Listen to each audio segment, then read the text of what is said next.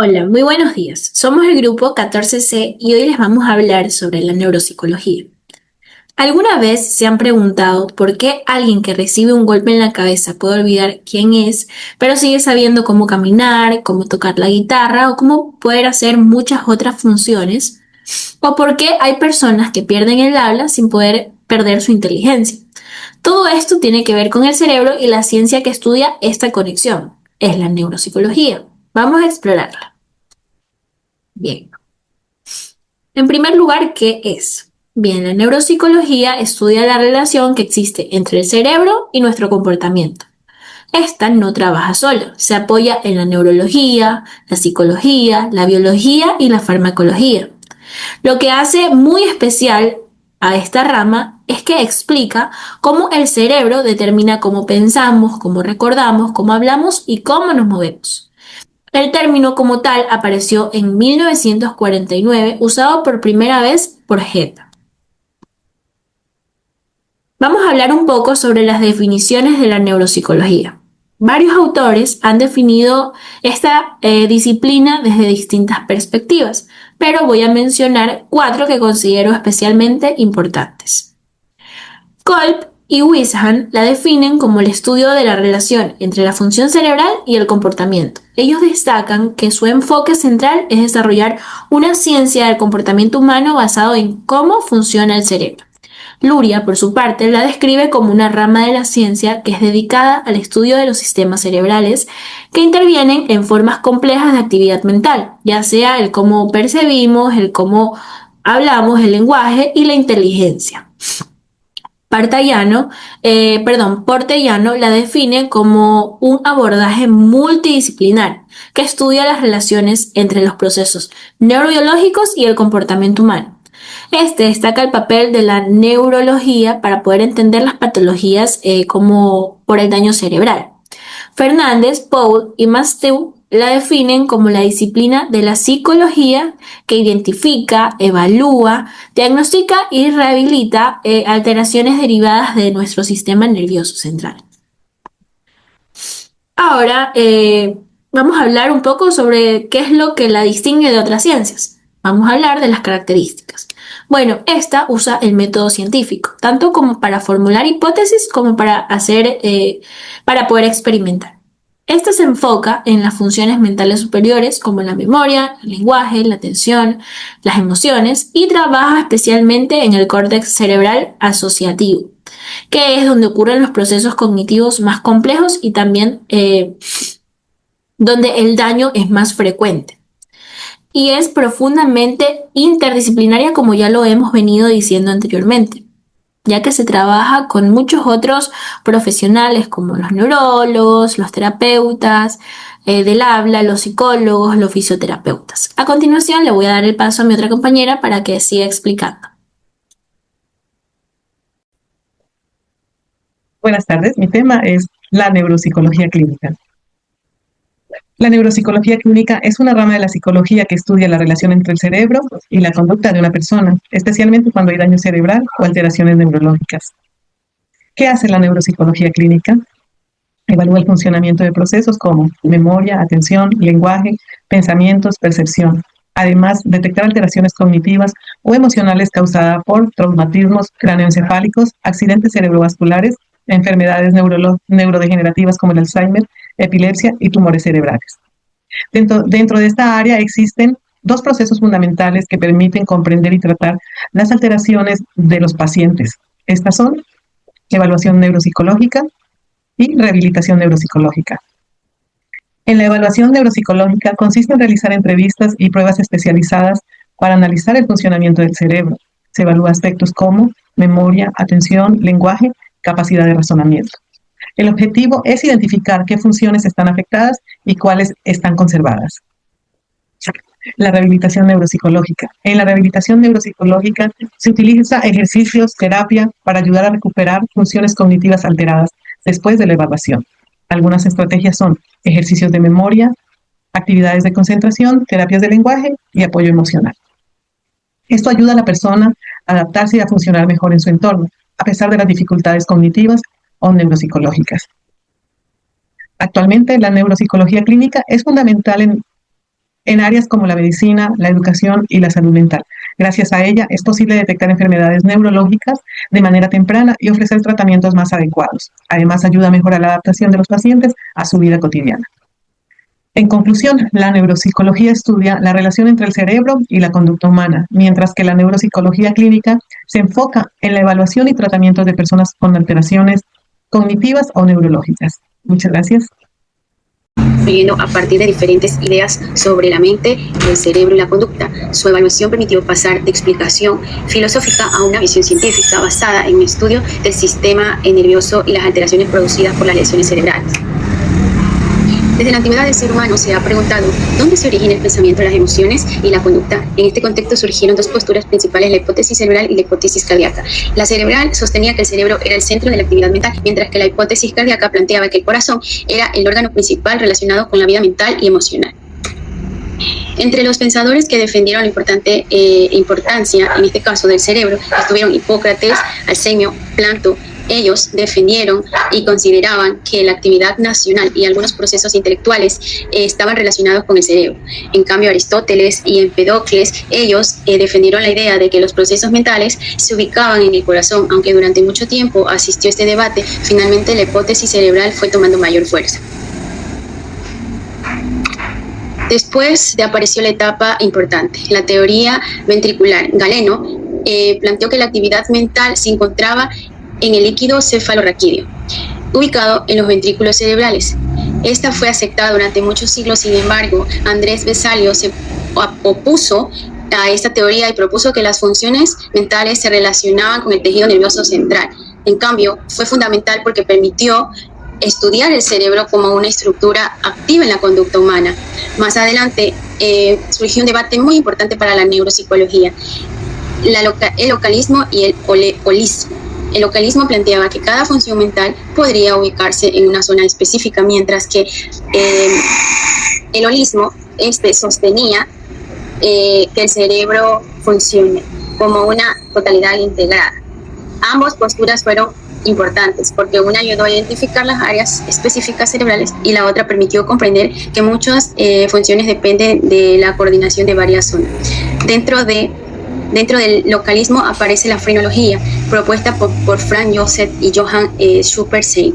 Ellos creían que las facultades mentales podían localizarse en zonas concretas del cerebro, aunque cometieron el error de relacionarlo en forma de cráneo en el desarrollo de esas funciones. En esta etapa, Paul Broca y Carl Wernicke. Broca relacionó las dificultades del lenguaje expresivo en las lesiones del lóbulo frontal izquierdo, área en donde hoy conocemos como área de Broca. Y Wernicke, por su parte, él identificó una zona relacionada con la comprensión del lenguaje izquierdo.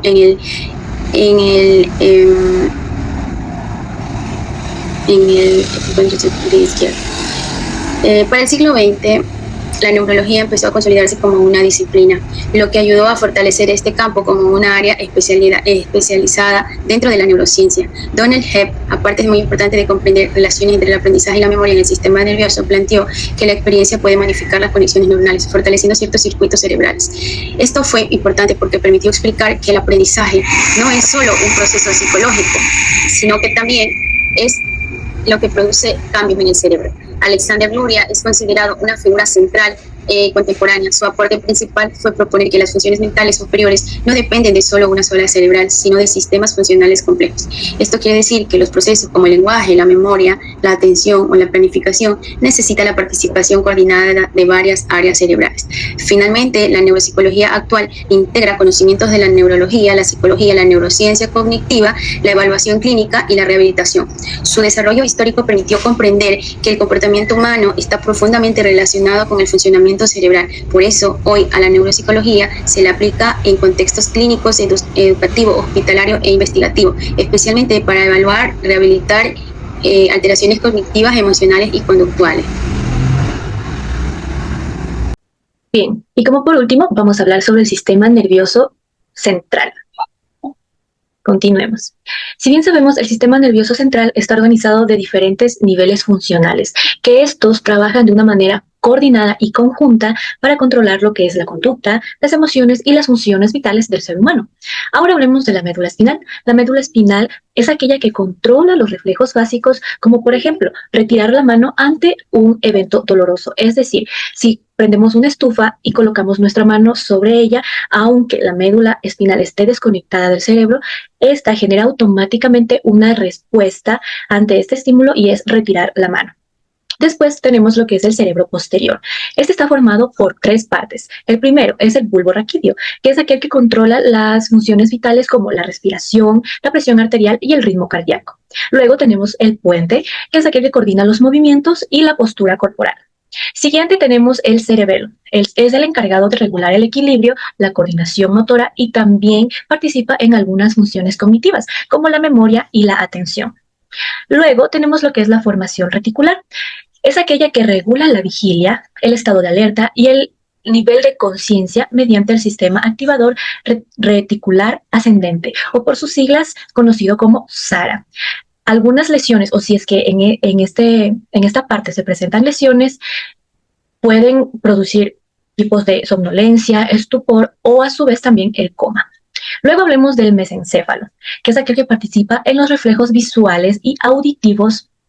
Además, es fundamental para el estado de la conciencia y algunos movimientos automáticos. Bien, continuemos. Tenemos lo que es el diencéfalo. Aquí hablamos del tálamo. ¿Qué es el tálamo? Es aquel que transmite una información sensorial y también participa en lo que es la memoria y la atención. Posteriormente tenemos lo que es el hipotálamo. Muchos hemos escuchado hablar de esta área y es el que comprende o el que regula la temperatura corporal, el hambre, la sed, el sueño, las emociones.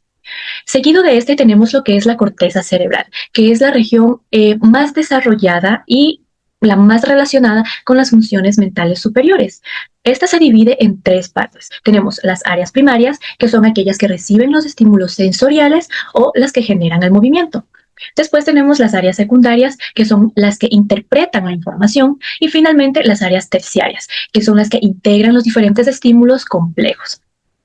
Para finalizar, tenemos y entendemos que el neuroanatomista Corvinan Brodmann dividió la corteza en 51 áreas según sus características celulares, por eso actualmente los conocemos como las áreas de Brodmann.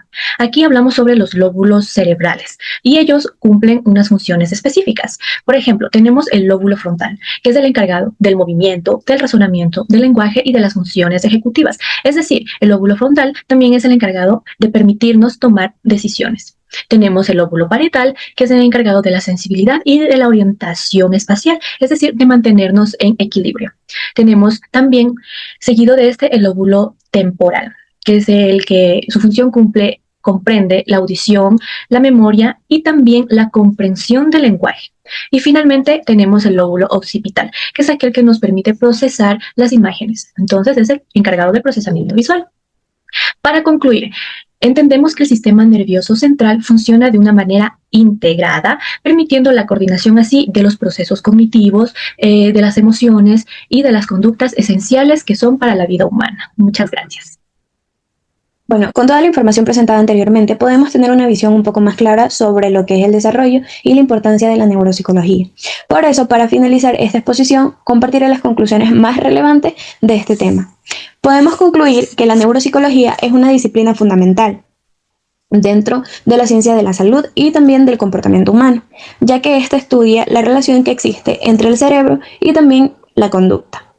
Podemos decir que gracias a la neuropsicología hoy podemos comprender mejor cómo diferentes funciones cognitivas, como lo es la memoria, la atención, el lenguaje, la percepción, el aprendizaje y las emociones, dependen directamente de lo que es el funcionamiento cerebral. Esto ha permitido explicar cómo ciertas lesiones o alteraciones en el cerebro, pueden afectar significativamente la vida diaria de las personas. A lo largo de la historia, muchos investigadores realizaron aportes importantes para lo que fue el desarrollo de esta disciplina. Sus estudios ayudaron a construir las bases de la neuropsicología moderna y también permitieron ampliar el conocimiento sobre las funciones cerebrales y su relación con el comportamiento humano. Uno de los aspectos más importantes dentro de esta disciplina fue el debate entre el localizacionismo y el holismo, que el localizacionismo sostenía que determinadas funciones mentales se encontraban ubicadas en áreas específicas del cerebro. Por ejemplo, algunas investigaciones demostraron que ciertas zonas estaban relacionadas con funciones como el lenguaje o la memoria. Por otro lado, el holismo defendía la idea de que el cerebro trabajaba de una manera integrada, considerando que las funciones mentales no dependen únicamente de una sola región cerebral, sino de la interacción y coordinación entre diferentes áreas del cerebro. Actualmente, la neuropsicología considera que ambas corrientes realizaron aportes importantes, que el cerebro posee funciones especializadas, pero al mismo tiempo funciona de manera coordinada e interconectada. Además, es importante destacar que la neuropsicología tiene un carácter interdisciplinario, porque esta se relaciona con otras áreas como la neurología, la psiquiatría, la psicología clínica y las neurociencias. Y bueno, gracias a esta integración es posible realizar evaluaciones más precisas y tratamientos más adecuados para el paciente.